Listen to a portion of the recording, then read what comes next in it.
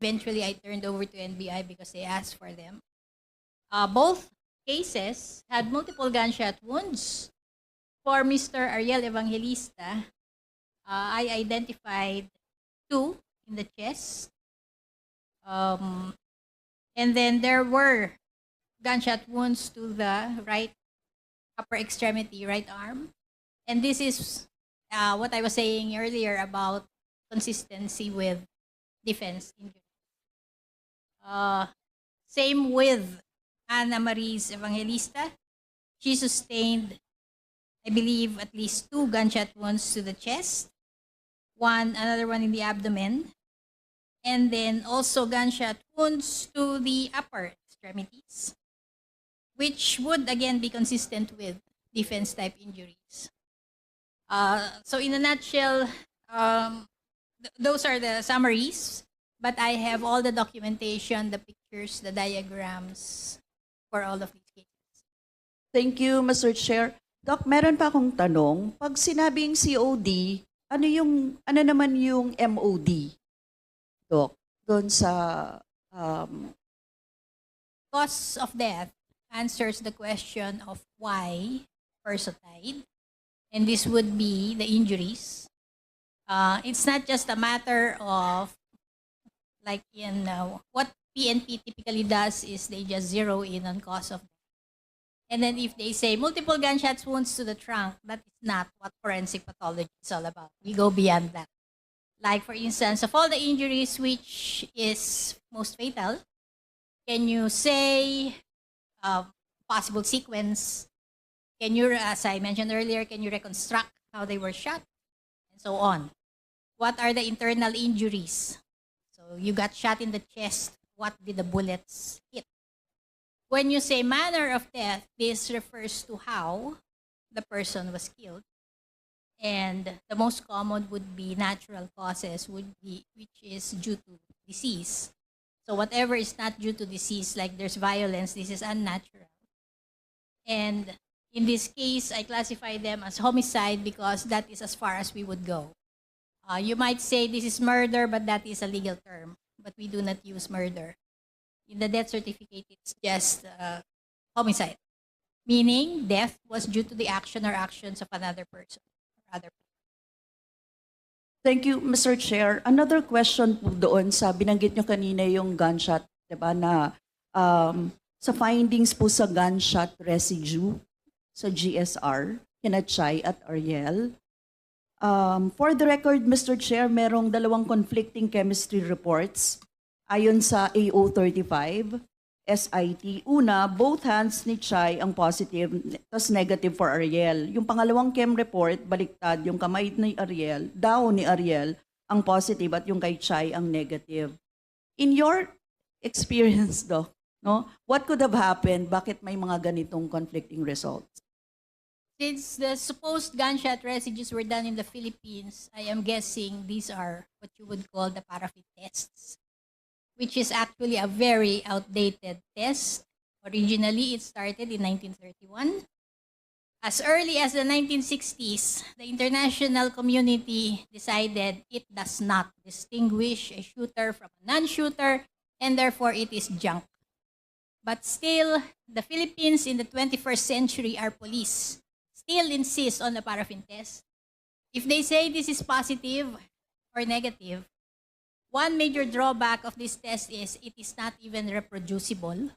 You cannot even document the positivity or negativity because it's supposed to be a very subjective color change. So nobody else in the world with forensic science, updated forensic science, uses the paraffin test. Only in the Philippines. Thank you, Mr. Chair. So inconclusive ito. Definitely inconclusive. Kaya po ba nating malaman kung sino yung perpetrator sa isang killing? Tapos ano yung mga paraan para ma-determine yung identity of the perpetrator?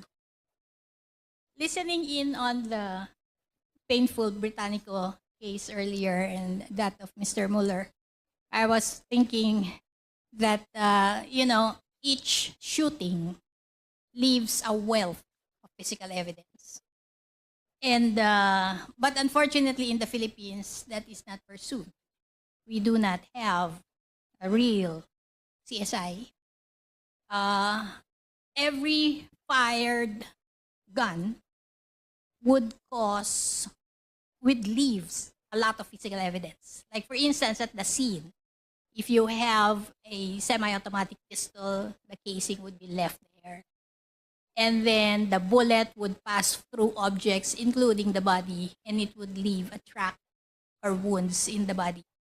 If it stays in the body, does not exit, it has to be recovered. If it exits, it hits, it impacts another location, and you have to identify, recover it.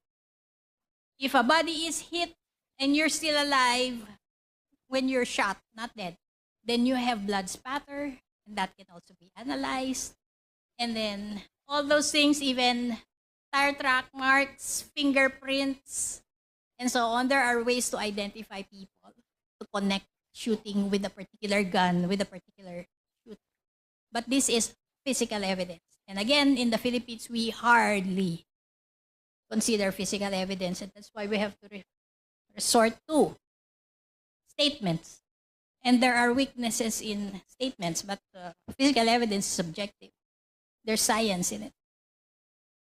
Yes, thank you, Mr. Chair. Siguro, Mr. Chair, ibigay ko na kay Kong Raul yung pag-question naman sa next witness na kasama natin dito, si Ms. Lizelle Asuncion. Mr. Chair. Okay, thank you, Congresswoman Brosas. Yes, you have 10 minutes, Congressman Raul Manuel. Thank you, Mr. Chair. Magandang gabi po sa lahat. Since meron din po tayong isa pang kamag-anak ng naging biktima din po ng Bloody Sunday Massacre, I will direct first my series of questions sa kanya. Mr. Chair, we have here si Ms.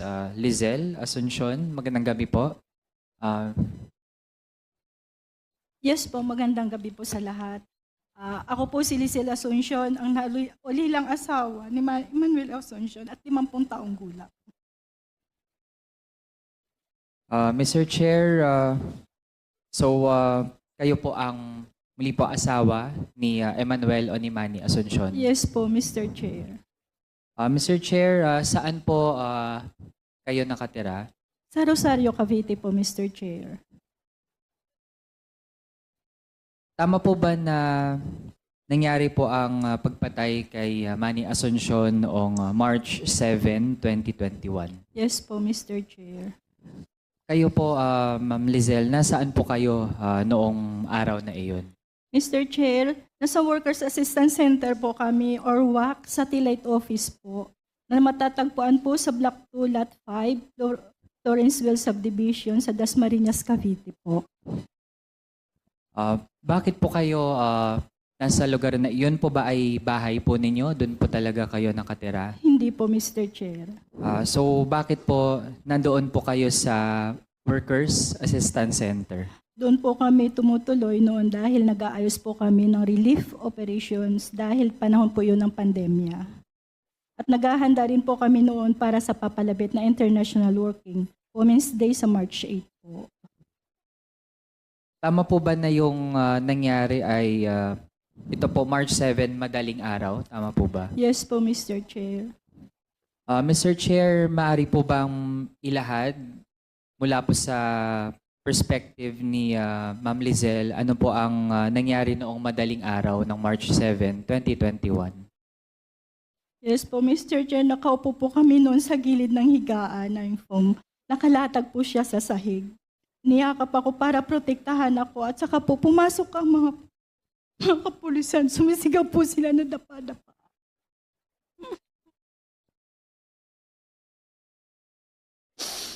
Nakita ko po na nakaupo, naka-uniforme po sila at may mga baril po sila. Naka-camouflage po. At may mga patches ng PNP Rizal at PNP Laguna po yung kanilang mga damit. Sila po ay nakaskimas po. Pero saan po nilang binuksan yung gate at pinto ng office namin. Pagkatapos po, hinadyakan po nila yung pintuan namin sa second floor. Mr. Chair, bago po tayo magpatuloy, gusto ko pong makumpirma mula kay Ms. Lizelle.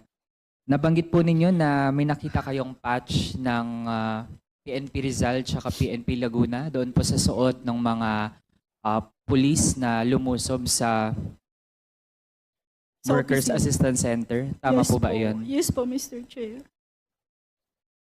Mr. Chair, sa pagkakaalala po ni Ma'am Lizelle, ilan po yung mga pumasok sa kwarto kung nasaan po kayo ni Manny Asuncion?